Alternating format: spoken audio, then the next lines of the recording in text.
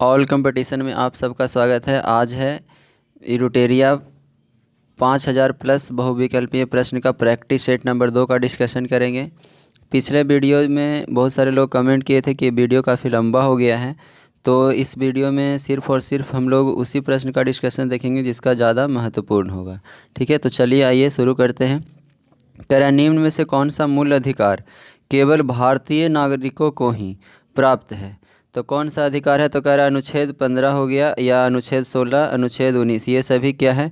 भारतीय नागरिकों को ही क्या है? केवल और केवल भारतीय नागरिकों को ही प्राप्त है। नेक्स्ट क्वेश्चन है हमारा कि निम्न कथन पर विचार करना है। तो देखिए, कह रहा है राज्यसभा के बारे में दिया है। राज्यसभा के सदस्यों का कार्यकाल 4 वर्ष का होता है। कह रहा है राज्यसभा सदस्य के लिए कम से कम 35 वर्ष आयु होना चाहिए। तो ये क्या है? ये सही है। ये भी क्या है? सही है। कह रहा है राज्यसभा अस्थाई सदन, लेकिन इसके 1/4 सदस्य जो है प्रति दूसरे वर्ष पद मुक्त होते जाते हैं। तो ये क्या है? ये सभी प्रश्न उपयुक्त कथन जो दिए गए हैं, ये तीनों कथन क्या है? सही है। नेक्स्ट क्वेश्चन है हमारा कि धन विधेयक को राज्यसभा अधिकतम कितने दिनों तक रोक सकती है? तो धन विधेयक को राज्यसभा अधिकतम कितने दिनों तक रोक सकती है? तो 14 दिनों तक क्या करती है? रोक सकती है। नेक्स्ट क्वेश्चन है हमारा कि कोई व्यक्ति उच्च न्यायालय के न्यायाधीश नियुक्त होने का पात्र होगा जब, कह रहा है कि कोई व्यक्ति उच्च न्यायालय के न्यायाधीश नियुक्त होने का पात्र, यानी कि उच्च न्यायालय के न्यायाधीश नियुक्त होना है तो क्या क्या नियम और शर्तें जो है अप्लाई होना चाहिए? तो कह रहा है राज्य क्षेत्र में कम से कम 10 वर्षों का न्यायिक पद धारण किया हो और लगातार या 10 वर्ष तक उच्च न्यायालय या न्यायालयों में अधिवक्ता रहा हो। ठीक है, तो ये क्या है? कथन सही है। कह रहा उसकी आयु कम से कम कितना बरस होना चाहिए? तो कम से कम 35 बरस होना चाहिए। तो क्या ये ज़रूरी है? तो नहीं, ये ज़रूरी नहीं है, यानी कि सिर्फ और सिर्फ इसका क्या होगा? तो केवल एक सही होगा। ठीक है। नेक्स्ट क्वेश्चन है हमारा कि वित्तीय आपात उद्घोषणा का अनुमोदन करने वाले संकल्प सदन के दोनों सदनों द्वारा कितने माह के भीतर होना चाहिए? कह रहा है कि वित्तीय आपात उद्घोषणा का अनुमोदन करने वाले संकल्प सदन के दोनों सदनों द्वारा कितने माह के भीतर होना चाहिए? तो ये कितने माह के भीतर? तो 2 माह के भीतर होना चाहिए। नेक्स्ट क्वेश्चन है हमारा कि प्रस्ताव में पहली बार केंद्र सरकार के विरुद्ध लोकसभा में अविश्वास प्रस्ताव कब लाया गया था? तो कब लाया गया था? तो 1963 में लाया गया है। ठीक है, कब लाया गया? 1963 में।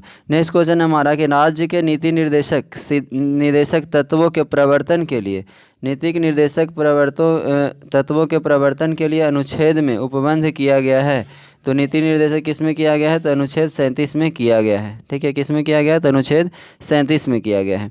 नेक्स्ट क्वेश्चन है हमारा कि चिलैया समिति का गठन किस वर्ष किया गया? चिलैया समिति, देखिए चिलैया समिति जो है किस वर्ष इसका गठन किया गया है? तो इसका गठन 1991 में किया गया है। अब हम जान लेते हैं कि चिलैया समिति का संबंध किससे है। तो भारत में इसे चिलैया समिति को देखिए, सबसे ज़्यादा इम्पोर्टेंट ये है कि चिलैया समिति को ही क्या कहा जाता है? कर सुधारों का पिता, यानी कि फादर ऑफ टैक्स रिफॉर्म्स कहा जाता है।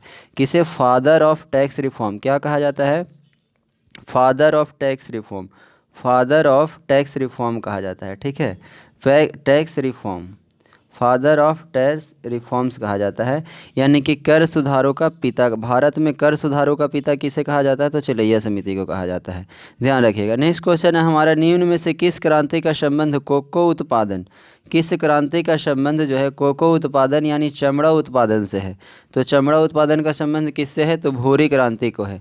किससे है? तो भूरी क्रांति का है। अब हम देख लेते हैं काली क्रांति का संबंध किससे है? तो काली क्रांति का जो संबंध है वो कच्चे तेल से है। किससे है? कच्चे तेल से। गोल्डन क्रांति का संबंध किससे है? तो बागवानी और शहद उत्पादन से संबंधित है। ठीक है, धूसर क्रांति का संबंध किससे है? तो धूसर क्रांति का जो संबंध है ये किससे है? तो धूसर क्रांति का संबंध जो है उर्वरक से है। किससे है? तो उर्वरक से है, ध्यान रखिएगा। नेक्स्ट क्वेश्चन है हमारा कि एक धन जो आसानी से विदेश में आता है लेकिन आसानी से चला जाता है, इसे किस प्रकार का से जाना जाता है? ठीक है, कह रहा है कि एक धन जो आसानी से विदेश से आता है लेकिन आसानी से चला जाता है, इसे किस प्रकार से जाना जाता है? तो इसे हम हॉट मनी कहते हैं। ये क्या कहते हैं? इसे हॉट मनी कहते हैं। नेक्स्ट क्वेश्चन है हमारा कि गन्नों का उचित और पारिश्रमिक मूल्य अनुमोदित करता है। तो गन्ने का उचित और पारिश्रमिकी मूल्य अनुमोदित करता है कौन करता है? तो आर्थिक मामलों पर कैबिनेट समिति करता है। कौन करता है? आर्थिक मामलों पर कैबिनेट समिति करता है। नेक्स्ट क्वेश्चन है हमारा कि असहयोग आंदोलन में कौन सा कार्यक्रम शामिल नहीं है? असहयोग आंदोलन कब शुरू हुआ? तो ये शुरू हुआ 1 अगस्त 1920 को प्रारंभ हुआ। ठीक है, कह रहा है कि इसमें कौन सा कार्यक्रम जो है शामिल नहीं है? तो इसमें कह रहा है इसमें सरकारी वाहनों से यात्रा करने पर पाबंदी, ये क्या है? इसमें शामिल नहीं था। असहयोग आंदोलन के दौरान जो है इस कार्यक्रम में ये शामिल नहीं था। ठीक है, बाकी सभी क्या थे? शामिल थे। नेक्स्ट क्वेश्चन है हमारा कि दांडी मार्च की समाप्ति तथा किस तिथि को हुई? तो दांडी मार्च की समाप्ति किस तिथि को हुई? तो सबसे पहले हम जो जान लेते हैं, देखिए 12 मार्च की शुरुआत हुआ है। इसका शुरू कब हुआ दांडी मार्च? तो 12 मार्च 1930 को। समाप्त कब हुआ? तो 6 अप्रैल 1930 को हुआ। तो इसमें पूछा जा रहा है क्या? समाप्ति। तो इसका आंसर क्या हो जाएगा? 6 अप्रैल 1930। शुरू कब हुआ? तो 12 मार्च 1930 को। समाप्त कब हुआ? 6 अप्रैल 1930 को। नेक्स्ट क्वेश्चन है हमारा कि गांधी के जीवन काल में घटी निम्न घटनाओं का क्रम को सही नहीं है दिया गया है। ठीक है, तो देखिए कह रहा है भारत छोड़ो आंदोलन। तो भारत छोड़ो आंदोलन जो है, भारत छोड़ो आंदोलन की शुरुआत कब हुआ? तो 23 मार्च 1942 को। नहीं, ये जो है हमारा क्या दिया गया है? गलत किया गया है। ये क्या होगा? 9 अगस्त 1942 होगा। ठीक है, 9 अगस्त 1942 होगा। बाकी सभी क्या है? सही सुमेलित है। नेक्स्ट क्वेश्चन है हमारा कि आज़ाद हिंद फौज के साथ सुभाष चंद्र बोस ने सिंगापुर में स्वतंत्र भारत के अस्थायी सरकार का गठन कब किया? तो अस्थायी सरकार का गठन कब किया है? तो 21 अक्टूबर 1943 को। कब किया है? 21 अक्टूबर 1943 को। नेक्स्ट क्वेश्चन हमारा कि सती प्रथा का उन्मूलन किया गया। तो सती प्रथा का उन्मूलन जो है राजा राम मोहन राय के प्रयास से 1829 के नियम 17 के द्वारा किया गया है। ठीक है, सती प्रथा का उन्मूलन किया गया तो 1829 के नियम 17 के द्वारा किया गया। किनके प्रयासों से? तो राजा राम मोहन राय के प्रयासों से। और किनके काल में किया गया है? तो लॉर्ड विलियम बेंटिक के काल में किया गया है। ठीक है, नेक्स्ट क्वेश्चन है हमारा कि बहाबियों के विद्रोहों को कुचलने का श्रेय किस गवर्नर जनरल को जाता है? तो बहाबियों के विद्रोह को कुचलने का श्रेय किस गवर्नर जनरल को जाता है? तो लॉर्ड एल्गिन प्रथम को जाता है। नेक्स्ट क्वेश्चन है हमारा कि त्रिपक्षीय संघर्ष में निम्न में से कौन सा राजवंश शामिल नहीं था? त्रिपक्षीय संघर्ष में कौन सा राजवंश शामिल नहीं था? ये प्रश्न पूछा जा रहा है। तो इसमें त्रिपक्षीय में कौन कौन शामिल था ये पहले देख लीजिए। तो पाल, राष्ट्रकूट और प्रतिहार। पाल, राष्ट्रकूट और प्रतिहार क्या थे? तो शामिल थे। लेकिन कौन शामिल नहीं थे? तो इसमें से शामिल नहीं थे वो कौन थे? तो वो पल्लव जो है शामिल नहीं था। यानी त्रिपक्षीय संघर्ष में शामिल कौन नहीं था? तो पल्लव शामिल नहीं था। नेक्स्ट क्वेश्चन है हमारा कि सिंधु घाटी सभ्यता के अंतर्गत शवों को दफनाने के अवशेष मिले हैं। इसमें शवों को सिर किस दिशा में रखे जाते थे? ठीक है, तो किस दिशा में रखे जाते थे? तो उत्तर दिशा में रखे जाते थे। ठीक है, उत्तर दिशा में रखे जाते थे। नेक्स्ट क्वेश्चन है हमारा कि किस बौद्ध संगति में बौद्ध धर्म के 2 संप्रदायों का विभाजन हो गया है? तो किस में 2 संप्रदायों का विभाजन हो गया है? तो ये हो गया है चतुर्थ में। किस में हो गया है? चतुर्थ में हो गया है। अब हम देख लेते हैं कि चतुर्थ के समय जो है अध्यक्ष कौन थे? चतुर्थ बौद्ध संगति के अध्यक्ष कौन थे? तो इसका अध्यक्ष कौन थे? तो वसुमित्र थे। अगर उपाध्यक्ष की बात करें तो कौन था? तो अश्वघोष था। ठीक है, उस समय के शासक कौन थे? तो कनिष्क थे। और ये कहाँ आयोजित हुआ था? तो ये कहाँ हुआ था? तो कश्मीर के कुंडलवन में कश्मीर में आयोजित हुआ था। ठीक है, तो ये चौथे बौद्ध संगति के बारे में हमने देखा कि चौथा बौद्ध संगति कहाँ हुआ? तो कश्मीर में हुआ। इसके अध्यक्ष कौन थे? तो वसुमित्र थे। उपाध्यक्ष कौन थे? तो अश्वघोष थे। और किसके शासनकाल में हुआ है? तो कनिष्क के शासनकाल में हुआ है। उम्मीद करते हैं ये आपको याद हो गया होगा। नेक्स्ट क्वेश्चन है हमारा कि महावीर स्वामी को किस नदी के तट पर कैवल्य की प्राप्ति हुई है? तो महावीर स्वामी को किस नदी के तट पर कैवल्य की प्राप्ति हुई है? तो ऋजुपालिका नदी के तट पर क्या हुआ है? कैवल्य यानी कि ज्ञान की प्राप्ति हुआ है। नेक्स्ट क्वेश्चन है हमारा आजीवक संप्रदाय के संस्थापक निम्न में से कौन है? तो आजीवक संप्रदाय के संस्थापक कौन है? तो इसका संप्रदायक के संस्थापक कौन है? तो मखली पुत्र है। कौन है? मखली पुत्र है। नेक्स्ट क्वेश्चन है हमारा कि किस मुगल शासक के शासनकाल को स्थापत्य कला का स्वर्णिम काल कहा जाता है? तो स्थापत्य कला का स्वर्णिम काल किसे कहा जाता है? तो शाहजहाँ के काल को कहा जाता है। क्यों कहा जाता है? क्योंकि इन्होंने बहुत सारे भवनों को क्या किया, भवनों का निर्माण कराया। बहुत सारा निर्माण कार्य सबसे ज़्यादा इन्हीं के काल में हुआ है, इसीलिए इनके शासनकाल को स्थापत्य कला का स्वर्णिम काल कहा जाता है। नेक्स्ट क्वेश्चन है हमारा, मुगल काल में मुहतसिब कौन था? तो मुगल काल में जो मुहतसिब होता था उसे हम लोग क्या कहते थे? राजस्व अधिकार आचरण अधिकारी, लोक आचरण अधिकारी कहते थे। किसको? मुहतसिब को।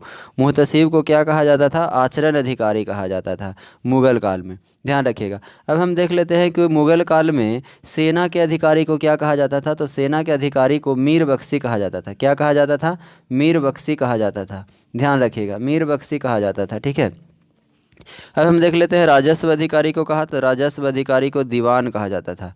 दीवान, मुगल काल में राजस्व अधिकारी को दीवान कहा जाता था, मुहतसिब को आचरण अधिकारी, लोक आचरण अधिकारी, और सेना अधिकारी को मीर बख्शी कहा जाता था। उम्मीद करते हैं आपको याद हो गया। दीवान ए अर्ज किस विभाग से संबंधित था? तो दीवान ए अर्ज जो था किस विभाग से? तो ये सैन्य विभाग से संबंधित था। दीवान ए अर्ज किस विभाग से? तो सैन्य विभाग से संबंधित था। नेक्स्ट क्वेश्चन है हमारा कि बसावन एवं दसवंत किस शासक के दरबारी चित्रकार थे? तो बसावन और दसवंत जो थे किस के शासक के दरबारी चित्रकार थे? तो अकबर के शासनकाल के दरबारी चित्रकार थे। अब हम देख लेते हैं कि जहांगीर के समय कौन सा था? तो जहांगीर के समय जो है उस्ताद मंसूर और अब्बुल हसन दो प्रसिद्ध चित्रकारी हुआ करते थे, जो कि पक्षियों का चित्रकारी किया करता था। ठीक है, तो ये भी ध्यान रखिएगा। नेक्स्ट क्वेश्चन है हमारा, निम्नलिखित में से कौन सुमेलित नहीं है? तो कौन सुमेलित नहीं है? कह रहा है कि नरोरा उत्तर प्रदेश में है, ये क्या है? सही है। फिर है कुंडन कुलर कर्नाटक में, ये भी क्या है? सही है। काकरापारा, ठीक है, तो काकरापारा कहाँ होगा? सॉरी कुंडन कुलन जो है कर्नाटक में क्या है? कर्नाटक में नहीं है, ये कहाँ है? तमिलनाडु में है। सॉरी, कहाँ है? तो तमिलनाडु में। कहाँ है? तमिलनाडु में है। ठीक है, तो कुंडन कुलन ये क्या हो जाएगा? यही हमारा आंसर हो जाएगा।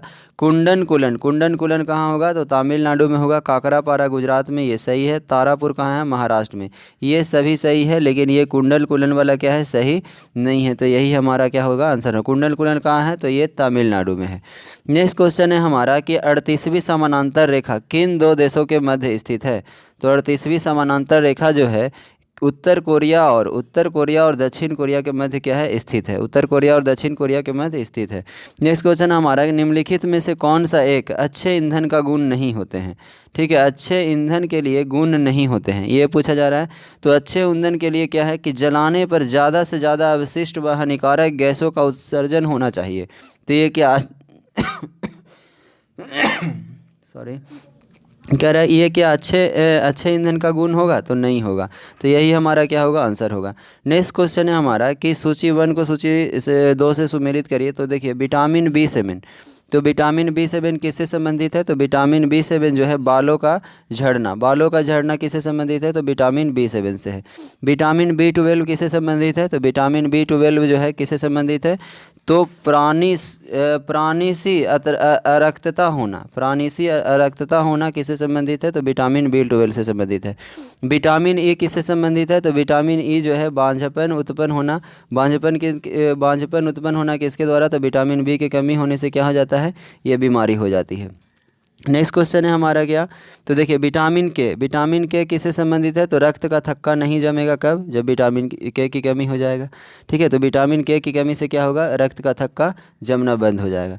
तो इसका आंसर क्या हो जाएगा? ए, यानी कि 3 1 4 2 हो जाएगा ऑप्शन नंबर ए क्या है इसका? सही है। नेक्स्ट क्वेश्चन है कि तारों के मध्य दूरी ज्ञात करने की इकाई है। तो तारों के मध्य दूरी ज्ञात करने की इकाई कौन है?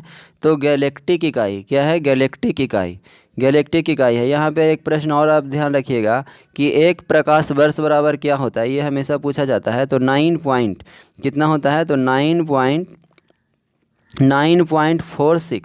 9.46 गुने 10 के पावर कितना होता है? 15, 10 के पावर 15 मीटर होता है। यही अगर आपसे प्रश्न ऑप्शन में रहेगा किलोमीटर में, तो क्या करिएगा? तो 10 के पावर 15 है, उसको 10 के पावर क्या करना है? 12 कर देना है, और इधर 9.46 रह जाएगा, इंटू 10 के पावर इतना हो जाएगा। ठीक है, तो ये इसका ध्यान रखिएगा। नेक्स्ट क्वेश्चन है हमारा, निम्नलिखित में से कौन सा रोग पुरुषों की तुलना में महिलाओं में बहुत कम होता है? तो कौन सा रोग है जो पुरुषों की तुलना में महिलाओं में बहुत कम होता है? तो वो कौन सा रोग है? तो ये है ब्रंधता। क्या है? ब्रंधता, ब्लाइंडनेस जिसको कहते हैं। ब्रंधता क्या है? तो ये नाइट ब्लाइंडनेस जो है क्या होता है? पुरुषों से ज़्यादा किस में होता है? तो महिलाओं में होता है। नेक्स्ट क्वेश्चन है हमारा, हेमोग्लोबिन लाल रक्त कोशिकाओं के अंदर का एक प्रोटीन है। हेमोग्लोबिन क्या है? हेमोग्लोबिन लाल रक्त कोशिकाओं के अंदर का एक प्रोटीन है और निम्न में से किसका वहन करता है? तो किसका वहन करता है? तो ये ऑक्सीजन का वहन करता है। नेक्स्ट क्वेश्चन है हमारा कि किस पदार्थ को एक अवस्था से दूसरी अवस्था में बिना तापमान में बदलाव के परिवर्तन होने के लिए आवश्यक ऊष्मा की मात्रा है?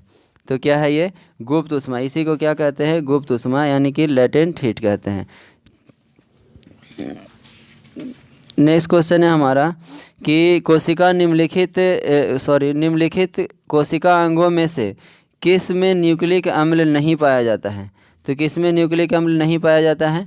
तो यह है जीव द्रव्य यानी प्रोटोप्लाज्म में क्या होता है? न्यूक्लिक अम्ल नहीं पाया जाता है। प्रोटोप्लाज्म में क्या होता है? न्यूक्लिक अम्ल नहीं पाया जाता है। नेक्स्ट क्वेश्चन हमारा, निम्नलिखित में से विटामिन ए का अच्छा स्रोत नहीं है। विटामिन ए का अच्छा स्रोत नहीं है। तो विटामिन ए का अच्छा स्रोत कौन सा नहीं है? तो जंतुओं के यकृत एवं गुर्दे। जंतुओं के यकृत एवं गुर्दे में क्या होता है? विटामिन ए नहीं बल्कि विटामिन डी पाया जाता है, ध्यान रखिएगा। तो क्या पूछ रहा है? विटामिन ए का अच्छा स्रोत नहीं है, तो आंसर क्या हो जाएगा? जंतुओं के यकृत एवं गुर्दे।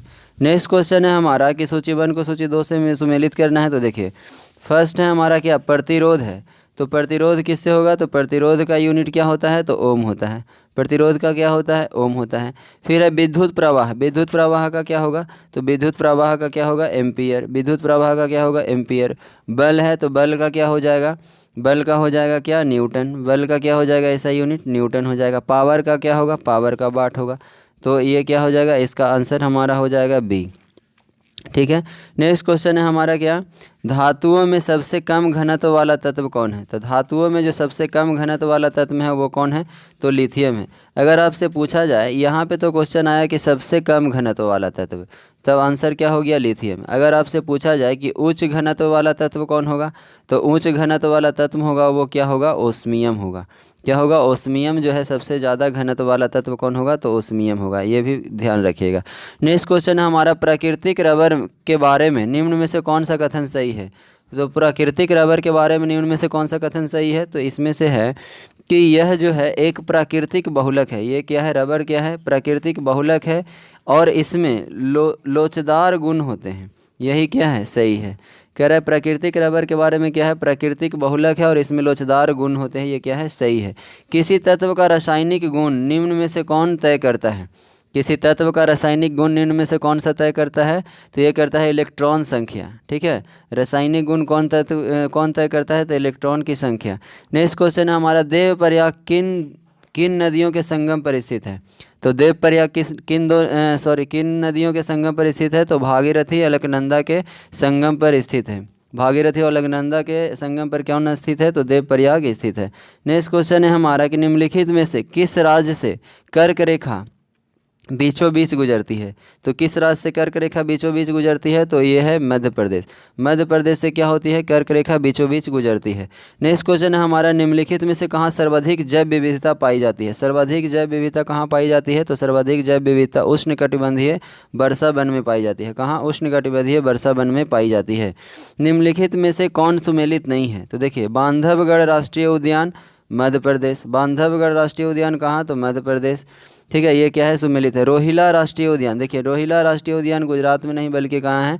तो हिमाचल प्रदेश में है। कहाँ? हिमाचल प्रदेश। बांदीपुर राष्ट्रीय उद्यान कर्नाटक। सिमलीपाल राष्ट्रीय उद्यान उड़ीसा। यानी कि सब सुमेलित है। यहाँ पे रोहिला राष्ट्रीय उद्यान क्या था? गलत दिया हुआ था। इसका आंसर क्या होगा? हिमाचल प्रदेश होगा।